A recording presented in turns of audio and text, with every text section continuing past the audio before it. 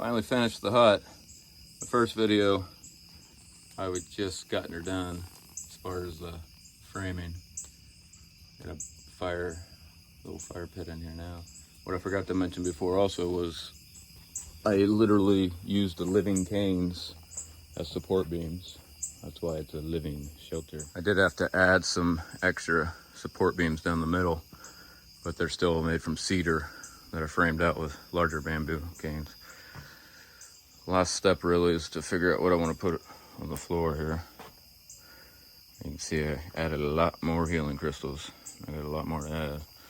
I've dug thousands of them in the past year and a half from my lake spillway. And then we're gonna outline the whole thing with big cedar logs for seating that'll go all the way around, wrap around. You got the bamboo couch.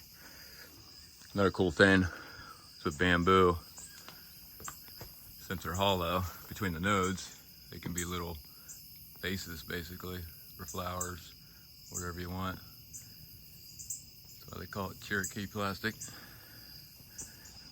Bamboo couch across from the fire. You can see another bamboo flower vase here. Nature's hut.